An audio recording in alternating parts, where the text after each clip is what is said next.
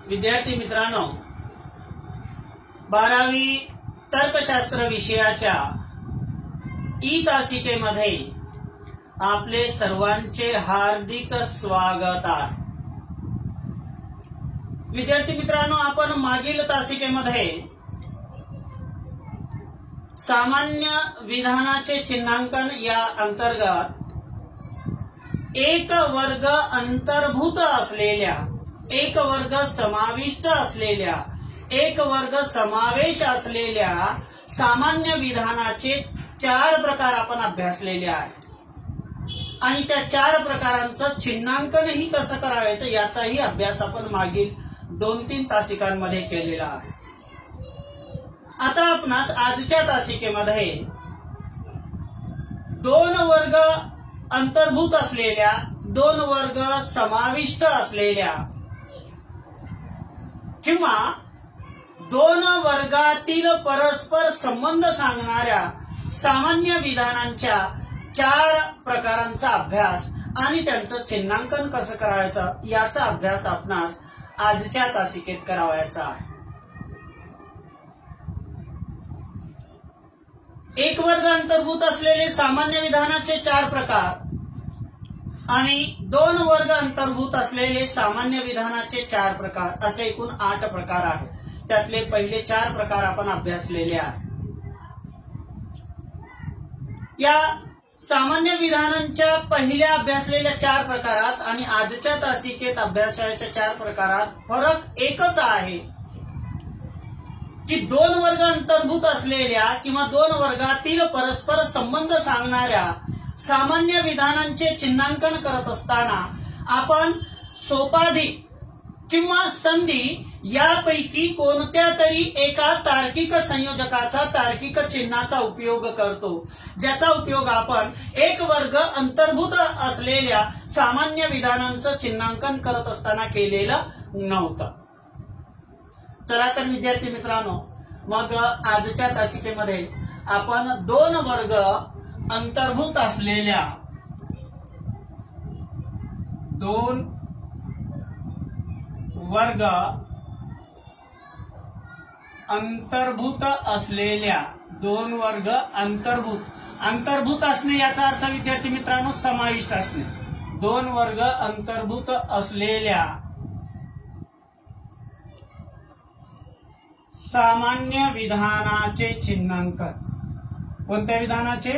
सामान्य विधानाचे चिन्हांकन आपणास आजच्या तासिकेत अभ्यासावयाचे आहे। आता 2 वर्ग अंतर्भूत असलेले किंवा 2 वर्गातील परस्पर संबंध सांगणारे सामान्य विधानाचे 4 प्रकार आहेत हे आपणास अगदी सुरुवातीला सांगितलेलं आहे। त्यातला पहिला प्रकार आहे सर्व अस्तित्वाची विधान। सर्व अस्तित्वाची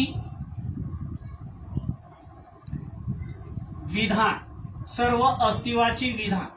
याला एक दुसरं एक नाव आहे किंवा याला संकेतांक मध्ये आपण दुसरं एक नाव तर्कशास्त्राच्या भाषेमध्ये देत असतो। याला आपण ए विधान असंही म्हणतो। याला आपण काय म्हणतो? ए विधान असंही म्हणतो। सर्व अस्तित्वाची विधान किंवा ए विधान असं याचं शीर्षक आहे पहिल्या प्रकाराचं। आता 2 वर्ग अंतर्भूत असलेल्या सामान्य विधानाचा हा पहिला प्रकार आहे। शीर्षकामध्येच आहे सर्व अस्तित्वाची विधान। आपल्या मनात येईल की सर आपण याचा अभ्यास केलेला आहे। हो, केलेला आहे, परंतु तो तिथं 1 वर्ग अंतर्भूत असलेला सर्व अस्तित्वाची विधान पाहिलेलं आहे, आपण त्याचा अभ्यास केलेला आहे। आपणास या ठिकाणी सर्व अस्तित्वाची विधानाचा जो प्रकार अभ्यासायचा आहे त्या विधानांमध्ये 2 वर्ग अंतर्भूत असलेले किंवा त्या विधानामध्ये 2 वर्गातील परस्पर संबंध सांगणाऱ्या विधानांचं चिन्हांकन अभ्यासायचं आहे। तर या ठिकाणी आपण शीर्षकाकडे जर लक्ष दिलं तर आपल्या लक्षात येईल सर्व अस्तित्वाची या विधानांमध्ये येणारी माहिती ही सर्वांसंबंधी असते आणि ती माहिती अस्तित्वाची स्वरूपाची असते, म्हणजे ती माहिती होकारार्थी स्वरूपाची असते। म्हणजे ज्या विधानात आलेली माहिती ही सर्वांसंबंधी असते, ज्या विधानामध्ये आलेली माहिती वर्गासंबंधी, समूहासंबंधी, जातीसंबंधी असते आणि ती माहिती कशी असते, होकारार्थी स्वरूपाची असते, त्या विधानाला आपण सर्व अस्तित्वाचे विधान असं म्हणतो आणि त्याला सांकेतांक मध्ये आपण ए विधान असं म्हणतो. आपण आता या सर्व अस्तित्वाची विधानाचं किंवा ए विधानाचं चिन्हांकन कसं करावायचं, याची मांडणी कशी करायची, याचा प्रत्यक्षामध्ये आपण अभ्यास या ठिकाणी करूया. आपण एक उदाहरण घेऊया. सर्व फुलपाखरे आकर्षक असतात. सर्व फुलपाखरे, सर्व फुलपाखरे आकर्षक, आकर्षक म्हणजे मोहक, आकर्षक असतात. आता या ठिकाणी पहा विद्यार्थी मित्रांनो, दोन वर्गातील संबंध सांगितलेला आहे. कोणत्या दोन वर्गातील संबंध सांगितलेला आहे या उदाहरणामध्ये आपण पाहूया. हे सर्व अस्तित्वाचे विधान दोन वर्ग अंतर्भूत असलेला आहे किंवा नाही. इथं फुलपाखरे यांचा एक वर्ग आहे आणि आकर्षक हा दुसरा वर्ग आहे. फुलपाखरे आणि आकर्षक या दोन वर्गातील परस्पर संबंध या विधानामध्ये सांगितलेला आहे. म्हणून हे सर्व अस्तित्वाचे विधान आहे. म्हणून हे कोणतं आहे, सर्व अस्तित्वाचे विधान आहे. पण कोणतं ते, दोन वर्ग अंतर्भूत असलेले, दोन वर्ग समाविष्ट असलेले सर्व अस्तित्वाचे विधान आहे. कारण या विधानामध्ये फुलपाखरे आणि आकर्षक या दोन वर्गांचा समावेश केलेला आपणास दिसून येतो. या विधानामध्ये फुलपाखरे आणि आकर्षक या दोन वर्गातील परस्पर संबंध सांगितलेला आहे. फुलपाखरे आणि आकर्षक या दोन वर्गातील परस्पर संबंध स्पष्ट केलेला आहे, अधोरेखित केलेला आहे. म्हणून हे विधान सर्व अस्तित्वाचे विधान आहे. कारण सर्वांसंबंधी माहिती, होकारार्थी माहिती आहे आणि दोन वर्गातील परस्पर संबंध ही सांगितलेला आहे. म्हणजे काय केलेलं आहे की या विधानामध्ये जो एक गुणधर्म सांगितलेला आहे, कोणता गुणधर्म सांगितलेला आहे, आकर्षक. कोणता गुणधर्म सांगितलेला आहे, आकर्षक हा गुणधर्म सांगितलेला.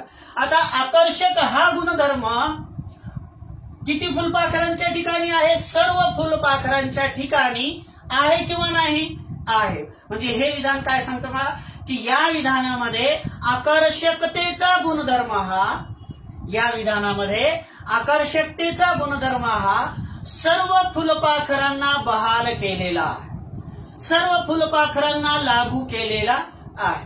या विधानातील आकर्षक हा गुणधर्म फुलपाखरे यांना बहाल केलेला आहे, सर्व फुलपाखरे यांना बहाल केलेला आहे.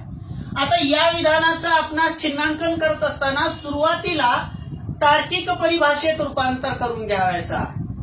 तार्किक परिभाषेत रूपांतर केल्यानंतर मग याचं चिन्हांकनाची मांडणी कशी करायची हे आपणास स्टेप बाय स्टेप पाहायचं आहे, जसं आपण एक वर्ग अंतर्भूत असलेल्या विधानांचा अभ्यास करत असताना पाहिलेला आहे. आता सर्व फुलपाखरे आकर्षक असतात या सर्व अस्तित्वाची विधानाचं तार्किक परिभाषेमध्ये जर रूपांतर केलं तर त्याचं तार्किक परिभाषेत रूपांतर म्हणजे तार्किक अर्थ काय होईल, त्याचं रूपांतर कसं होईल, तर त्याचं रूपांतर कसं होईल पहा. कोणतीही गोष्ट असो, पहा याच्यावरून अर्थ काय निघतो, कोणतीही गोष्ट असो, जर ती गोष्ट फुलपाखरू असेल तर ती कशी आहे, आकर्षक आहे. हे त्याचं तार्किक परिभाषेत होणारं रूपांतर आहे.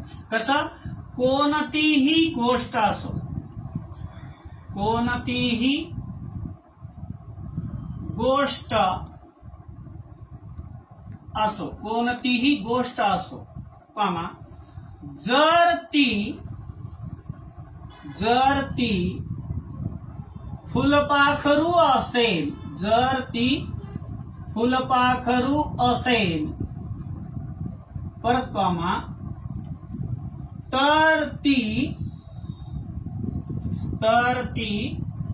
आकर्षक आहे, तर ती कशी आहे, आकर्षक आहे. असं या सर्व अस्तित्वाची विधानाचं तार्किक परिभाषेत होणारं रूपांतर आहे. हे काय आहे? तार्किक परिभाषेत होणारे रूपांतर आहे. तार्किक परिभाषेमध्ये याचं रूपांतर केलं. या विधानाचा अर्थ काय होतो तार्किक परिभाषेत? म्हणजे की कोणतीही गोष्ट असो, जर ती काय असेल? फुलपाखरू असेल. जर ती फुलपाखरू असेल तर ती कशी आहे? आकर्षक आहे. म्हणजे जे जे फुलपाखरू या वर्गामध्ये मोडतात ते आकर्षक या वर्गामध्ये सुद्धा मोडतात. म्हणजे फुलपाखरू आणि आकर्षक या दोन वर्गातील परस्पर संबंध या ठिकाणी सांगितलेला आहे. आता या विधानामध्ये चिन्हांकन करत असताना गोष्ट, ती, हे जे शब्द आलेले आहेत, या ज्या संज्ञा आलेल्या आहेत, या संज्ञा गोष्ट, ती या संज्ञा कोणतीही व्यक्ती सूचित करतात. म्हणजे गोष्ट, ती या संज्ञा एखाद्या विशिष्ट व्यक्तीकडे निर्देश करत नाहीये, एखाद्या विशिष्ट व्यक्तीचं नाव सुचवत नाहीये, एखादा विशिष्ट गुणधर्म सांगत नाहीये, तर या ठिकाणी ते कोणतीही व्यक्ती सूचित करतात. म्हणून त्यांच्या जागी, कोणाच्या जागी? गोष्ट, ती यांच्या जागी आपण एक्स हे व्यक्तिचल जर ठेवले, यांच्या जागी गोष्ट, ती असं जिथं जिथं या विधानात येईल तिथं जर आपण एक्स हे व्यक्तिचल जर ठेवले तर आपणास विधान कसे मिळते पहा. आपण परत पाहूया कसं मिळतं विधान. कोणतीही एक्स असो, जर एक्स फुलपाखरू असेल,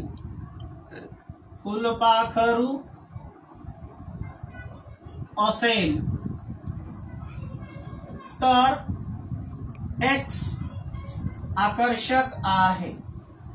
तर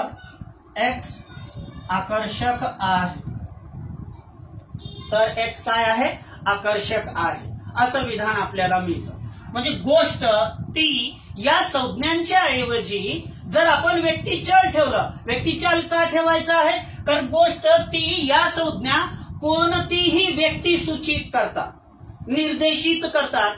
म्हणून गोष्ट, ती या संज्ञांच्या ऐवजी आपण एक्स या व्यक्तिचलाचा जर उपयोग केला तर आपणास मिळणारं या विधानाचं रूपांतर अशा पद्धतीने मिळतं. कोणताही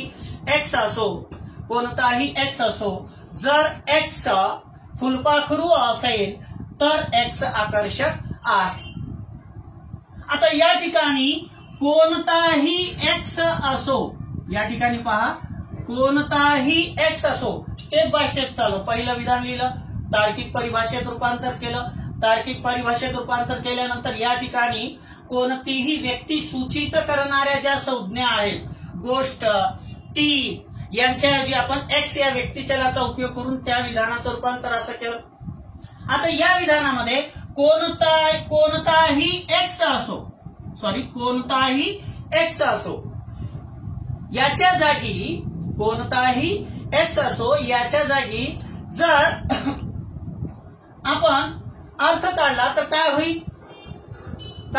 कोणताही एक्स, याचा अर्थ काय होतो? याचं चिन्हांकन करत असताना आपण एक्स हे सार्विक संख्यापक उपयोगात आणत असतो.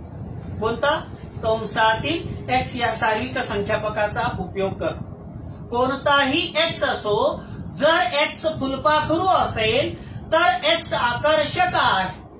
मग या विधानामध्ये कोणताही एक्स असो या अभिव्यक्तीसाठी एक्स हे सार्वत्रिक संख्यापक, कोणताही एक्स असो या अभिव्यक्तीसाठी काय वापरायचं, काय उपयोगात आणायचं? एक्स हे सार्वत्रिक संख्यापक, सार्विक संख्यापक. मागील तासिकेमध्ये आपण संख्यापक 2 अभ्यासली, सार्विक संख्यापक एक्स आणि अस्तित्वदर्शक संख्यापक ई. तर कोणताही एक्स, कोणताही म्हणजे सर्व आले, त्या सर्वांसंबंधी माहिती असल्यामुळं एक्स हे सार्वत्रिक संख्यापक वापरलं. आणि फुलपाखरू आणि आकर्षक यांच्यासाठी जर आपण अनुक्रमे W आणि A हे विधेय अचल वापरले. हे काय वापरले? विधेय अचल वापरले आणि या दोन विधेय अचलांना जोडण्यासाठी सोपाधिक या तार्किक संयोजकाचा, या तार्किक चिन्हाचा उपयोग जर केला तर संपूर्ण विधानाचं चिन्हांकन आपणास कसं मिळतं पहा. पहिल्या कंसात x, दुसऱ्या कंसात wx, सोपाधिक ax, अशा पद्धतीने या विधानाचं सर्व फुलपाखरे आकर्षक असतात. या विधानाचं चिन्हांकन असं. सर्वांसंबंधी माहिती असल्यामुळे आपण x या सार्विक संख्यापकाचा उपयोग केलेला आहे. फुलपाखरे यासाठी एक विधेय अचल घेतलेला आहे w. आकर्षक याच्यासाठी a हे विधेय अचल घेतलेला आहे आणि या दोन विधेय अचलांना जोडण्यासाठी सोपाधिक या तार्किक संयोजकाचा उपयोग केलेला आहे.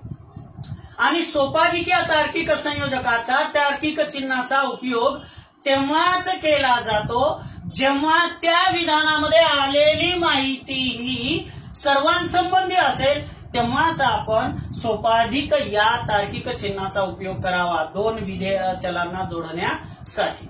आणि जर ती माहिती काही संबंधी असेल तर दोन विधेय अचलांना जोडण्यासाठी संधीचा उपयोग करावा. इथं आलेली माहिती सर्वांसंबंधी आहे का काही संबंधी आहे? सर्वांसंबंधी आहे, म्हणून आपण सोपाधिक या तार्किक चिन्हाचा उपयोग या ठिकाणी केलेला आहे. आता या विधेय अचलाच्या ठिकाणी w हे विधेय अचल आहे आणि a हे विधेय अचल आहे. आपल्याला आता सर्व अस्तित्वाची विधानाचा आकार मिळवायचा आहे. विद्यार्थी मित्रांनो, काय मिळवायचा आहे? आकार मिळवायचा आहे. x सार्विक संख्यापक आला. आता विधेय अचलाच्या जागेवर जर आपण विधेय चल ठेवले तर आपणास सर्व अस्तित्वाची विधानाचं म्हणजेच a विधानाचा आकार आपल्याला मिळतो. हे वस्तुनिष्ठ प्रश्नासाठी येणारा प्रश्न आहे. x ला x राहील, विधेय अचल w जाऊन विधेय चलाचा उपयोग होईल फाय x, सोपाधिक दुसरं विधेय चल घ्या साय x. अशा पद्धतीने हा सर्व अस्तित्वाची विधानाचा काय आहे? आकार आहे. हा सर्व अस्तित्वाची विधानाचा काय आहे? आकार आहे. अशा पद्धतीने सर्व अस्तित्वाची विधानाचं चिन्हांकन करत असताना आपल्याला सर्व सार्विक संख्यापक x आणि सोपाधिक या तार्किक चिन्हाचा उपयोग करायचा असतो. आता आपण याचा जो दुसरा प्रकार आहे, दोन वर्ग अंतर्भूत असलेला, कोणता प्रकार येईल याच्या पुढचा? दुसरा प्रकार सर्व नास्तिवाची विधान. अगदी बरोबर आहे, त्याचा आपण अभ्यास करूया. आता विद्यार्थी मित्रांनो, हे सर्व तुम्हाला सांगितलं. आपणास परीक्षेत कसं येतं पहा. परीक्षेत आपल्याला एवढं विधान दिलेलं असतं, सर्व फुलपाखरे आकर्षक असतात.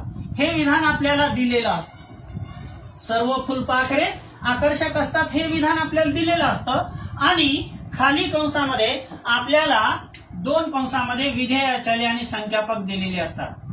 wx रिकामी जागा x, फुलपाखरे आहेत, फुलपाखरे आहेत. दुसऱ्या कंसात ax रिकामी जागा x, आकर्षक आहे, आकर्षक आहे. आपणास परीक्षेत अशा पद्धतीने हे विधान दिलेलं असतं, याचं चिन्हांकन करायचं असतं. विदिन सेकंद, अर्धा सेकंद लागतो या विधानाचं चिन्हांकन करायला आणि अर्ध्या सेकंदामध्ये आपण 1 गुण घेऊ शकतो या विधानाचं न चुकता. सर्वांसंबंधी माहिती असल्यामुळे काय येईल? x हे सार्विक संख्यापक, सार्वत्रिक संख्यापक, वैश्विक परिमापक येईल. आणि आपणास खाली कंसामध्ये दिलेली जी दोन विधेय अचले आहेत यांना जोडण्यासाठी आपणास सोपाधिक किंवा संधी याच्यापैकी एका तार्किक चिन्हाचा उपयोग करावायचा आहे, तार्किक संयोजकाचा उपयोग करायचा आहे. पण सर्वांसंबंधी माहिती असल्यामुळे या दोन विधेय अचलांना जोडण्यासाठी सोपाधिक या तार्किक चिन्हाचा, तार्किक संयोजकाचाच उपयोग करावा. wx आलेला सुरुवातीला, दुसऱ्या कंसात जे ax दिलेले ते नंतर आणि सोपाधिक या दोन विधेय चलांना जोडण्यासाठी सोपाधिकचा उपयोग करावा. अशा पद्धतीने जर आपण हे विधान लिहून असं चिन्हांकन केलं तर आपल्याला याचा 1 गुण निश्चितच प्राप्त होतो. परंतु फक्त इथं नकारार्थी जर शब्द आला तर मात्र उत्तरांगामध्ये म्हणजे सोपाधिकच्या नंतर दुसरं विधेय अचल लिहित असताना निषेध या चिन्हाचा उपयोग करावा लागतो. ते कुठं करावा लागतो ते पाहूया. पण सर्व अस्तित्वाची विधानाचं म्हणजेच ए विधानाचं चिन्हांकन करत असताना सर्वांसाठी एक्स या सार्वत्रिक संख्यापकाचा, सार्विक संख्यापकाचा, वैश्विक संख्यापकाचा उपयोग करावा आणि दोन विधेय अचले जी दिलेली आहेत त्या दोन विधेय अचलांना जोडण्यासाठी सोपाधिक, अश्वनाल, व्यंजक या तार्किक चिन्हाचा उपयोग करावा. अशा पद्धतीने जर चिन्हांकन केलं तर आपलं चिन्हांकन चुकत नाही. आपण दुसरा प्रकार या ठिकाणी अभ्यासूया. दुसरा प्रकार आपणास घ्यायचा आहे सर्व नास्तिवाची विधानाचा. अगदी असंच आहे, थोडस बदलतं. नास्तिवाची असल्यामुळं निषेध हा चिन्ह या ठिकाणी एक्स्ट्रा येतो म्हणजे जास्तीचा येतो. बाकी सर्व चिन्ह तार्किक चिन्ह किंवा संख्यापक तशीच येतात. ती कशी येतात पहा. दुसरं विधान आहे सर्व नास्तिवाची विधान. हा दुसरा प्रकार अभ्यासायचा आपणास. सर्व नास्तिवाची विधान, सर्व नास्तिवाची, किंवा याला दुसरंही नाव आहे किंवा याला आपण ई विधान असंही म्हणतो. ई विधान सांकेतांक मध्ये याला काय म्हणतात, ई विधान असंही म्हणतात. जसं सर्व अस्तित्वाची विधानाला आपण ए विधान असं सांकेतांक दिला होता तसं सर्व नास्तिवाची विधानाला ई विधान असंही म्हटलं जातं. म्हणजे ई विधान म्हटलं की ते विधान सर्व नास्तिवाची विधान आहे, ए विधान म्हटलं की ते विधान सर्व अस्तित्वाची विधान आहे. हे आपण लक्षात घेतलं पाहिजे. आता या ठिकाणी सर्व नास्तिवाची आलेली माहिती सर्वांसंबंधी आहे, अगदी बरोबर. आणि ती माहिती होकारार्थी येईल का विद्यार्थी मित्रांनो? नाही. ती माहिती कशी?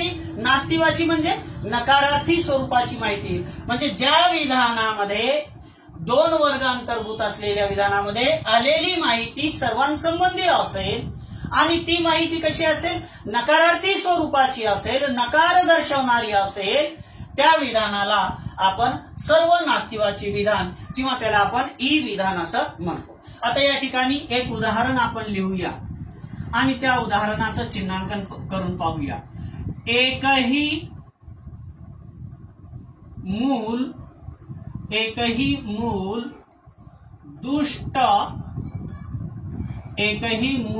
दुष्ट नाही. कारण मुलं दुष्ट नसतात, मोठी माणसं दुष्ट असतात. कारण विद्यार्थी निर्मळ असतात म्हणून विद्यार्थी जास्त आवडतात. आता हे सर्व नास्तिवाची विधान आहे. पण हे सर्व नास्तिवाची विधान कसं आहे? दोन वर्ग अंतर्भूत असलेले. कोणते दोन वर्ग? मूल आणि दुष्ट हे दोन वर्ग या ठिकाणी अंतर्भूत असलेले सर्व नास्तिवाची विधान आहे.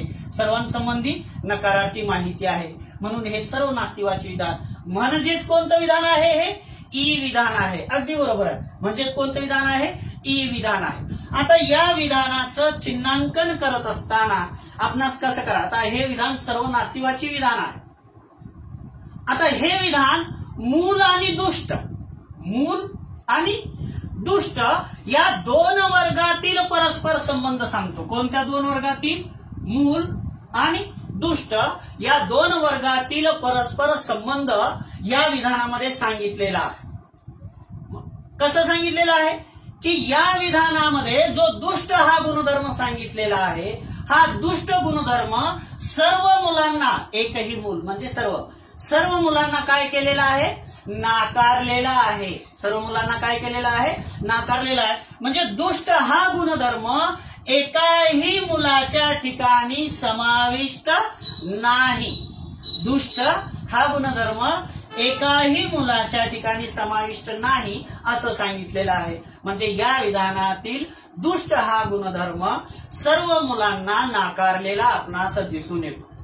आता या विधानाचं आपणास चिन्हांकन करत असताना तार्किक परिभाषेमध्ये याचं रूपांतर करून घ्यायचं आहे. कशामध्ये? तार्किक परिभाषेमध्ये आपणास याचं रूपांतर करायचं आहे. कसं होईल? कोणतीही गोष्ट असो, जर ते मूल असेल तर ते दुष्ट नसते. कोणतीही गोष्ट असो, कोणतीही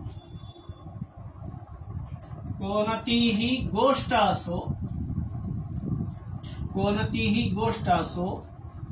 जर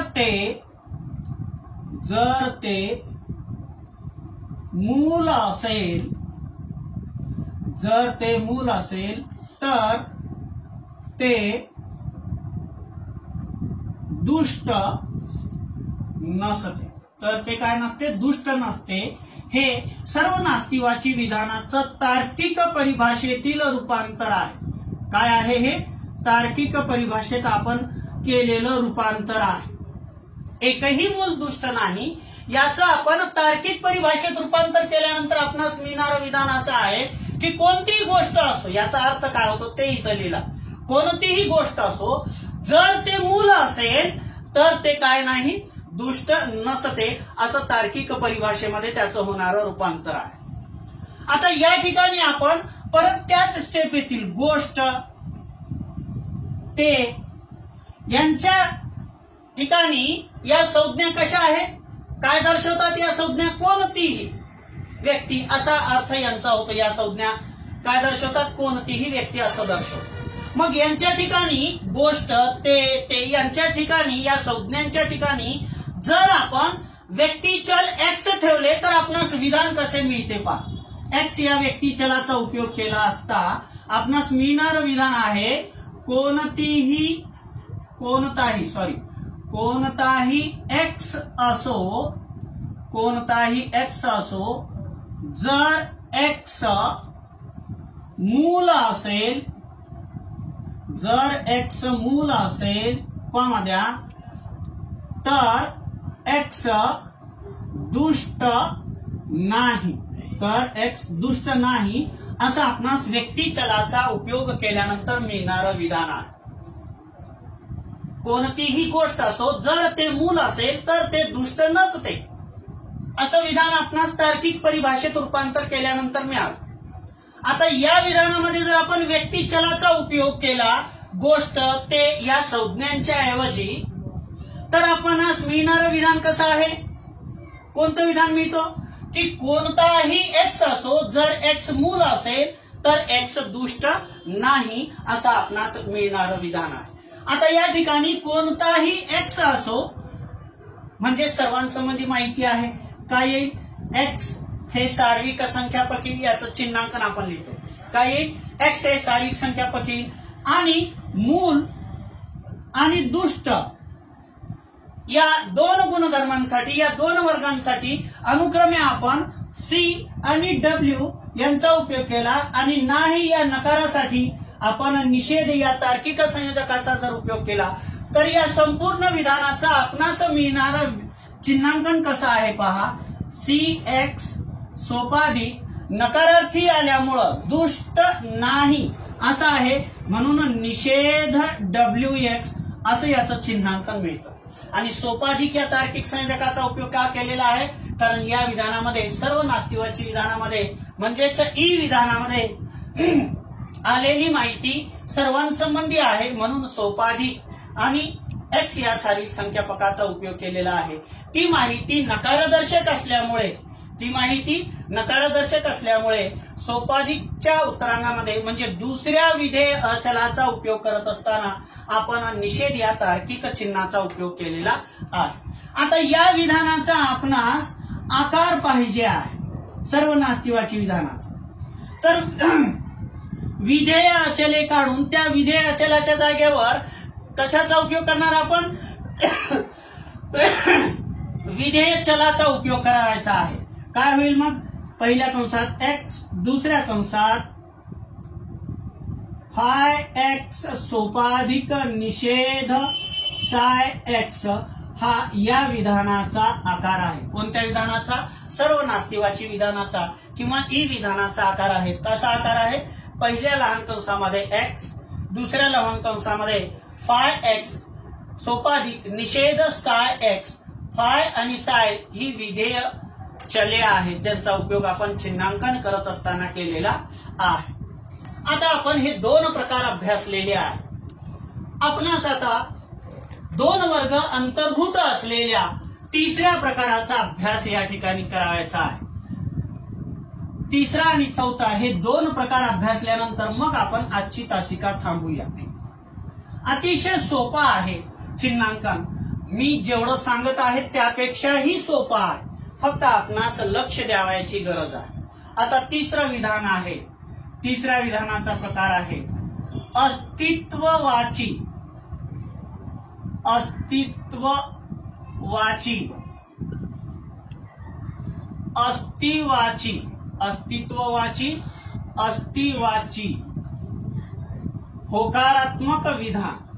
होकारात्मक विधान।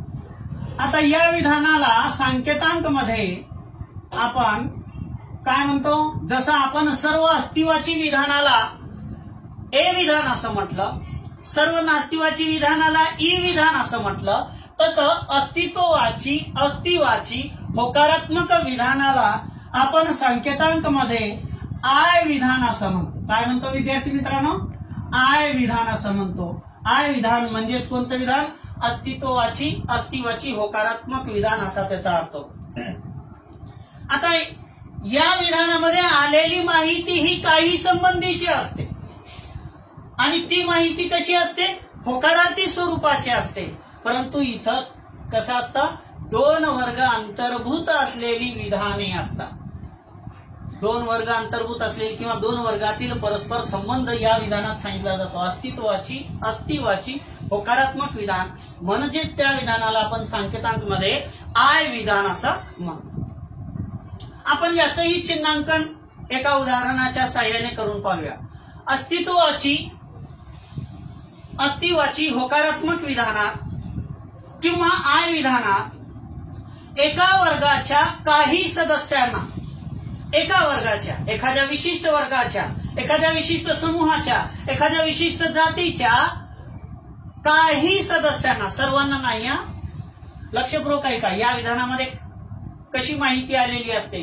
कारण आपणास चिन्हांकन करत असताना ते विधान ए विधान आहे का, ई विधान आहे का, आय विधान आहे का, ओ विधान आहे, ते विधान सर्व अस्तित्वाची विधान आहे का, सर्व नास्तिवाची विधान आहे का, अस्तित्वाची होकारात्मक विधान आहे का, अस्तित्वाची नास्तिवाची विधान आहे, हे आपणास ओळखता आलं पाहिजे, तर आपण चिन्हांकन अचूकपणे करू शकतो।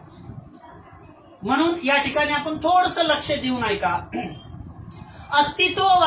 अस्तित्वाची म्हणजेच आय विधानामध्ये एका वर्गाच्या किंवा एका समूहाच्या, एका जातीच्या काही सदस्यांना एखादा गुणधर्म बहाल केलेला असतो, काही सदस्यांना एखादा गुणधर्म लावलेला असतो, काही सदस्यांच्या ठिकाणी एखादा गुणधर्म समाविष्ट आहे असं दर्शवलेलं असतं, असं सांगितलेलं असतं की एखाद्या वर्गातील, एखाद्या समूहातील, एखाद्या जातीतील काहींच्या ठिकाणी एखादा विशिष्ट गुणधर्म समाविष्ट आहे, त्या विशिष्ट गुणधर्माचा समावेश काहींच्या ठिकाणी होतो असं सांगितलेलं असतं। त्याचं एक उदाहरण आपण घेऊया। काही माणसे श्रीमंत आहेत। उदाहरणार्थ, काही माणसे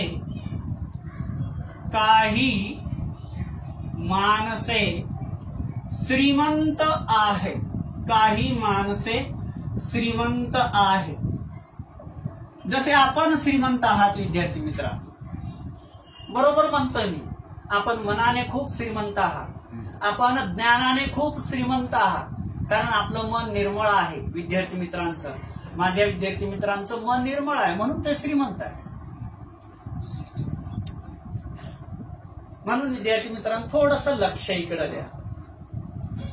काही माणसे श्रीमंत आहे, इथं आलेली माहिती किती संबंधीची आहे? काही संबंधीची आलेली माहिती आहे। आता या ठिकाणी कोणता गुणधर्म सांगितलेला आहे? श्रीमंत हा गुणधर्म सांगितलेला आहे। हा गुणधर्म कोणाविषयी आलेला आहे? माणसांविषयी। किती माणसांविषयी आलेला आहे? काही माणसांविषयी। आता काही माणसांमध्ये हा समावेश आहे का गुणधर्म? नाही आहे। म्हणजे मी आता सांगितलं होतं की आय विधानामध्ये अस्तित्वाची होकारात्मक विधानात किंवा आय विधानामध्ये काय केलेलं असतं? एखाद्या वर्गातील माणसे, शिक्षक हे जे वर्ग आहे, एखाद्या वर्गातील काही सदस्यांना एखादा विशिष्ट गुणधर्म बहाल केलेला असतो, म्हणजे दिलेला असतो, म्हणजे तो गुणधर्म त्यांच्या ठिकाणी समाविष्ट आहे असं सांगितलेलं असतं। मग त्याचं आपण उदाहरण लिहिलं, काही माणसे श्रीमंत आहेत, काही माणसे श्रीमंत आहेत. आता हे विधान अस्तित्वाची होकारात्मक विधान आहे. आता या विधानामध्ये श्रीमंत हा गुणधर्म आणि माणूस या वर्गाच्या काही सदस्यांना, श्रीमंत हा गुणधर्म माणूस या वर्गाच्या काही सदस्यांना बहाल केलेला दिलेला आपणास दिसून येतो. आता या विधानाचं आपल्याला काय करायचं आहे चिन्हांकन करण्यासाठी सुरुवातीला? अगदी बरोबर आहे विद्यार्थी मित्रांनो, आपणास याचं तार्किक परिभाषेत रूपांतर करून घ्यावं लागेल.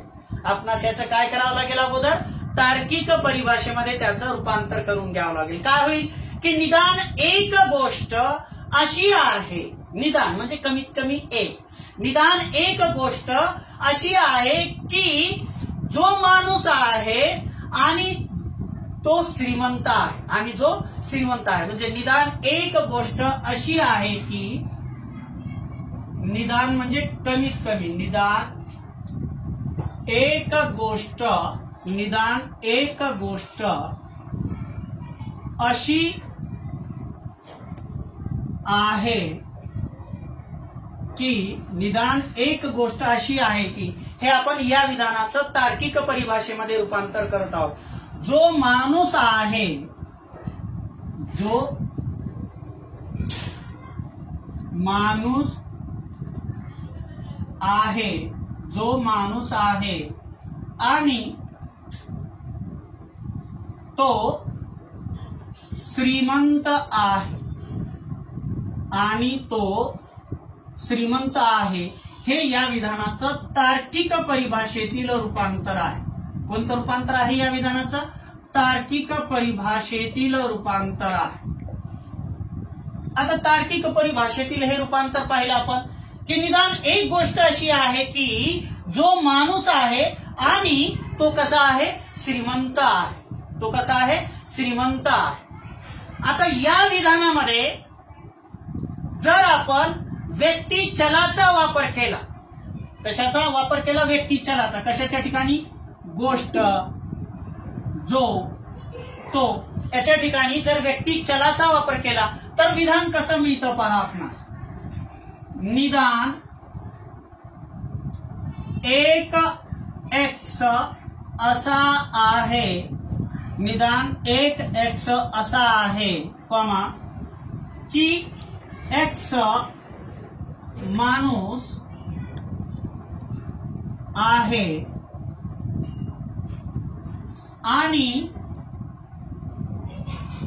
आणि एक्स श्रीमंत आहे, आणि एक्स श्रीमंत आहे. हे विधान आपणास एक्स या व्यक्ती चलाचं वापर केला असता अशा पद्धतीचं विधान आपणास मिळतं. आता निदान एक एक्स यासाठी, निदान म्हणजे कमीत कमी एक, म्हणजे इथं सर्वांसंबंधी माहिती आहे का? नाहीये. मग या ठिकाणी निदान एक म्हणजे इथं काही संबंधी माहिती आलेली असल्यामुळे आपण EX या अस्तित्वदर्शक संख्यापकाचा उपयोग चिन्हांकन करत असताना करावा लागतो, आणि विधेय अचलांना जोडण्यासाठी संधी या तार्किक चिन्हाचा उपयोग केला जातो, आणि जी दोन विधेय अचले आपणास दिलेली असतात त्या दोन विधेय अचलांचा उपयोग करून आपणास चिन्हांकन करावं लागतं. आता या EX या अस्तित्वदर्शक संख्यापकाचा संधी या तार्किक संयोजकाचा, तार्किक चिन्हाचा, आणि MX आणि RX या विधेय अचलांचा उपयोग करून या संपूर्ण विधानाचं जर चिन्हांकन केलं तर या संपूर्ण विधानाचं चिन्हांकन अशा पद्धतीने होतं. EX दुसऱ्या कंसामध्ये MX संधी RX अशा पद्धतीनं या अस्तित्वाची विधानाचं म्हणजेच I विधानाचं चिन्हांकन होतं. आता या I विधानाचा आपणास आकार पाहिजे तर आपण काय करणार विद्यार्थी मित्रांनो? अगदी बरोबर, विधेय अचल या ठिकाणी काढून टाकायचं आणि विधेय अचलाच्या ऐवजी विधेय चलाचा जर उपयोग केला तर आपणास त्या विधानाचा आकार मिळतो. विधेय चले किती आहेत? 3, फाय, साय आणि न्यू. आपण या ठिकाणी पाहूया EX दुसऱ्या कंसात विधेय अचल यम गेलं, आपण पहिलं विधेय चल घेऊया फाय एक्स संधी, दुसरं विधेय चल घेऊया साय एक्स. अशा पद्धतीचं हा अस्तित्वाची होकारात्मक विधानाचा म्हणजेच आय विधानाचा आकार आहे. आता या दोन वर्ग अंतर्भूत असलेल्या विधानाचा शेवटचा प्रकार आपणास या ठिकाणी अभ्यासायचा आहे आणि त्यानंतर आपण आजची तासिका थांबूया. थोडस लक्ष जर दिलं विद्यार्थी मित्रांनो तर यात काहीच क्लिष्ट नाही. ज्यावेळेस मी या नंतरची तासिका आपणासाठी चिन्हांकनावर घेईन त्यावेळेस आपल्या लक्षात येईल की आपणास परीक्षेमध्ये कितीतरी सोपं करून दिलेलं असतं. त्या ठिकाणी आपणास विधेय अचले दिलेली असतात. आपणास त्या विधेय अचलांचा उपयोग करून योग्य संख्यापक आणि तार्किक चिन्ह म्हणजे संधी, सोपाधिक आणि निषेध यापैकी योग्य तार्किक चिन्हाचा आणि योग्य संख्यापकाचा उपयोग करून आपणास चिन्हांकन करायचं असतं. आपण आजच्या तासिकेतील दोन वर्ग अंतर्भूत असलेल्या सामान्य विधानाचा शेवटचा चौथा प्रकार आपणास या ठिकाणी अभ्यासायचा आहे. विशेष नास्तिवाची विधान. विशेष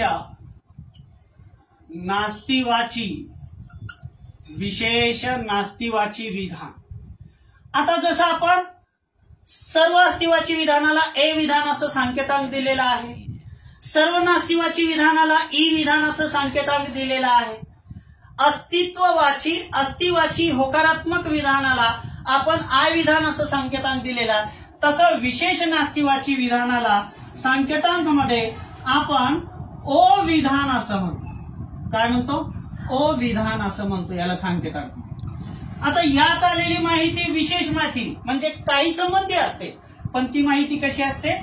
नकारार्थी स्वरूपाची असते. आणि जिथं नकारार्थी माहिती येईल तिथं आपण एक विशिष्ट चिन्ह उपयोगात आणतो चिन्हांकन करत असताना. कोणतं विद्यार्थी मित्रांनो लवकर सांगा? कोणतं नकारार्थी शब्द जर आला विधानामध्ये तर कोणतं चिन्ह वापरतो? कोणतं तार्किक संयोजक वापरतो?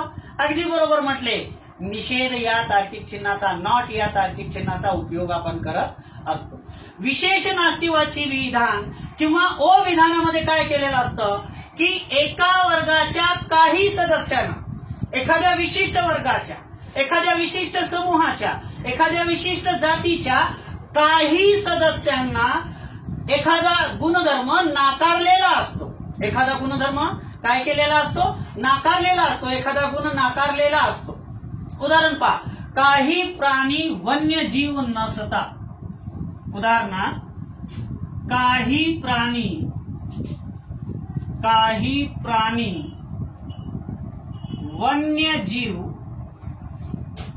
प्राणी वन्यजीव नसतात.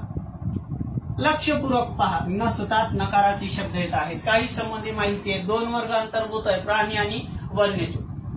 काही प्राणी वन्यजीव नसतात हे विशेष नास्तिवाची विधान आहे किंवा हे ओ विधान आहे. हे विधान दोन वर्गातील संबंध सांगतो. कोणत्या दोन वर्गातील? प्राण्यांचा वर्ग आणि वन्यजीवांचा वर्ग. या दोन वर्गातील प्राण्यांचा वर्ग आणि वन्यजीवांचा वर्ग या दोन वर्गातील संबंध या विधानात सांगितलेला आहे. म्हणून हे विधान विशेष नास्तिवाची विधान आहे. आता विशेष नास्तिवाची विधान असल्याने वन्यजीव हा गुणधर्म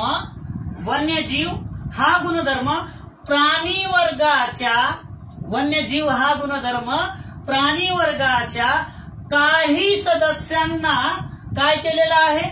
नाकारलेला आहे. म्हणजे वन्यजीव हा गुणधर्म प्राणी या सदस्यांच्या काहींच्या ठिकाणी तो नाही असं सांगितलेलं आहे, नाकारलेला आहे. आता या विधानाचं तार्किक परिभाषेमध्ये जर रूपांतर केलं तर विधान कसं मिळतं आपणास की निदान एक एक्स असा आहे की एक्स प्राणी आहे आणि एक्स वन्यजीव नाही. निदान एक एक्स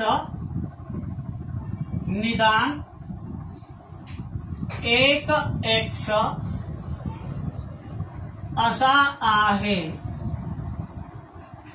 की निदान एक एक्स असा आहे की एक्स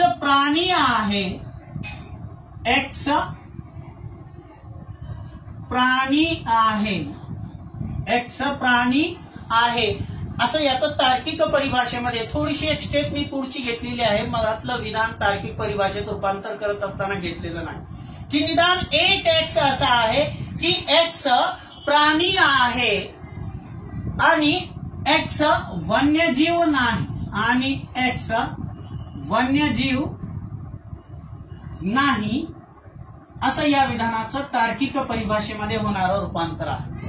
आता याचं चिन्हांकन करत असताना निदान एक एक्स यासाठी आपण काही संबंधी माहिती असल्यामुळं एक्स या अस्तित्वदर्शक संख्यापकाचा, एक्स या कतिपयवाचक संख्यापकाचा, विशेषवाची संख्यापकाचा उपयोग करायचा आहे. आणि या ठिकाणी दोन विधेय अचलांना जोडण्यासाठी आपण या ठिकाणी ax आणि wx या विधेय अचलांचा उपयोग करूया. ax काही संबंधी माहिती असल्यामुळे संधी येईल, नकारार्थी माहिती आहे म्हणून उत्तरांगाला निषेध लागेल आणि मग दुसरं विधेय अचल लिहूया wx. ex पहिल्या कंसात, दुसऱ्या कंसात ax संधी निषेध wx अशा पद्धतीचे याचं चिन्हांकन होतं. निषेध नकारार्थी माहिती आली तर निषेध हे तार्किक चिन्ह, तार्किक संयोजक निश्चित येतं, पण ते उत्तरांगामध्ये येतं. सर्ववाची विधान असेल तर सोपाधिकच्या नंतर येतं आणि काही वाची विशेषवाची विधान असेल तर ते संधीच्या नंतर येत असतं. आता या विधानाचा आकार आपणास मिळवायचा आहे तर इथं विधेय अचलाच्या जागेवर जर विधेय चल ठेवलं तर आपणास विशेष नास्तिवाची विधानाचा आकार मिळतो.